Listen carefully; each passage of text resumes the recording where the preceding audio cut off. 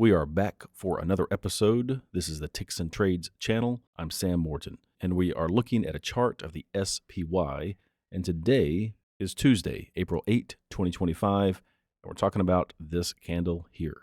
They gapped pretty far up at the opened up here near the high of yesterday, Monday, but they fell all the way down and closed down here. You can see the post market, they've even dripped a little lower. So what are the dashed lines below here? So this is a zone which could get refined later on. It's based on longer term data. That could be a target if they get down there, say by Friday or Monday. And it's kind of a timing thing. These are important areas for a lot of reasons. So it's a place that the bulls could defend and push price up if they want to. And there's going to be a lot of areas. But this is, 80 points or so between the high and low of this zone. So there will be other intermediate levels in between if they get down there. There's levels all over the place, higher and lower. And today, the levels that I put on the board were pretty far spread apart, and it did work out better, as we'll see shortly, if you chose to take trades based on the levels today. So I'm not going to venture where they're going at this point. No clear signals that they can bounce for this area to go higher or they're going to go lower. I'm just setting a target here, and there will be targets higher up if they continue to go higher. But these last few days we've had with huge ranges, you really need to zoom out and look at the big picture. And don't lose sight of where they're at on things like the weekly chart and the monthly chart. By Friday, we'll look at the weekly again and see where they're at in the big picture. Here are the levels that were put out this morning before the opening bell. You can take note of those. And this is the game plan. I talked about looking at the market with a macro perspective. The levels farther apart should be more conservative overall. And if they were to continue to have big swings, that the levels should work as usual. But if things quieted down during the day, fewer levels, if any, would be hit. And as we will see soon, several levels were hit, but they worked pretty well. I also talked about giving price more wiggle room at the levels, maybe getting a bigger base hit, 8 or 10 points or so, but also giving price on the other side, the fumble threshold, more room to work. So that would mean you would potentially be out of the money more if price was at an important level and you're waiting for a reaction for a decent amount of points. And here's a screenshot of all the levels and 2 zones before the market opened. And here's the entire day on a 1-minute chart, 4 levels that were hit, 2 levels of the zone down here. And there's another level at 524.62 that was not on the board this morning. It was just one of the areas that I had identified, chose not to put it up there. Pretty important area.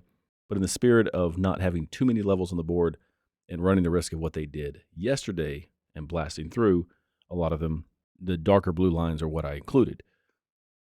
And the reason this 524.62 is going to come into play because I jumped the gun and went short before the 15-minute window, sold 2 contracts right before they got out of the money. Could have got a base hit when they came down here, but I continued to hold on to this thing, and I added to the position, sold 1 more contract when they were up here because I knew about this level. And for anyone who's taken the course, maybe you can tell me where you think 524.62 came from. In retrospect, that was the level that I should have included, maybe not even put 519.59. But even so, if you were playing by the rules, this 519.59 would have given you a base hit. And here's how. After 9:45, they closed right on top, like 8 cents or so, right on top of 519.59. Came down into it a minute later and bounced. That is more than a 4-point base hit. You could have pulled 10 or 11 or 12 points or so out of that move. That was a long trade. At some point they came down, gave you another clue that this level is important. So you're not going to take another long trade when they got back to it again. That's why these rules are important. And they never came back up into it from the other side to give you an opportunity for a recycle trade.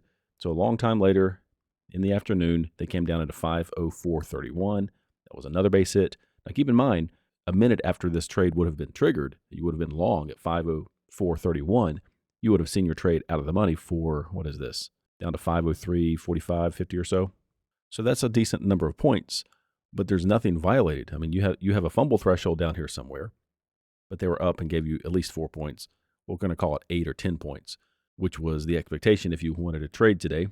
So there was your base hit profit target there. No more long trades at this level and no more short trades. They did try to get back to it right here, but they came up short. Looks like it's close here, but the high was 504.19. Even if you pulled that level down, 504.31, 5 cents, 10 cents or so, to try to grab the short trade, it would not have worked. Same thing down here. It looks like they came pretty close to the top of the zone, 494.05, but they're pretty far away. Here, they got down to 494.49. About 2 minutes later, they were down to 494.34. Not really a near miss, but in keeping with that whole idea of giving them more wiggle room, that was your trade. Clearly, they found some support here. Would you want to take it again Would you want to trade again on the long side here?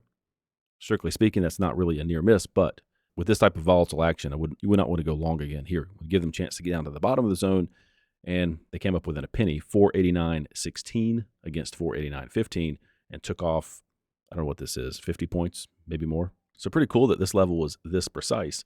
After price fell all day long, you got down into this 489.15 just 10 minutes before the closing bell. Now, I'm not going to count any of these trades just because I don't want to be accused of picking and choosing. Yesterday, the advice was don't get involved in the market. It's too risky. So we didn't count any of those trades. Just kind of an experiment to see how well the levels worked. And I'm going to treat today the same way. But today, if you had played by the rules, you would have at least had 2 trades legitimately, one up here and one down here, and possibly here if you're willing to call that kind of a wiggle room. I'm not sure you would have, and I would not have traded this lower part of the zone this late in the day anyway, but the levels were important, pretty clear to see that now. And once again, anybody want to venture a clue of where 524.62 came from? Leave a comment if you think you know. Here is a trade that I took. Here's a recording of it.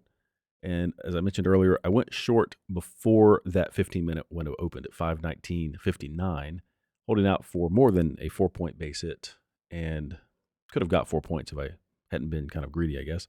But I held on to this thing and watched them get way out of the money, paid attention to what was going on in the big picture, and I had that other level up there that we talked about. So I added to this position and sold one more. This is big picture stuff here. Like I'm not just paying attention to the 1-minute chart. So I sold one more when they started topping out and rounding off this support, this resistance area, and ended up pulling 8 points on 3 contracts. That's $1,200. So it took a little bit of time. I'll scrub ahead here.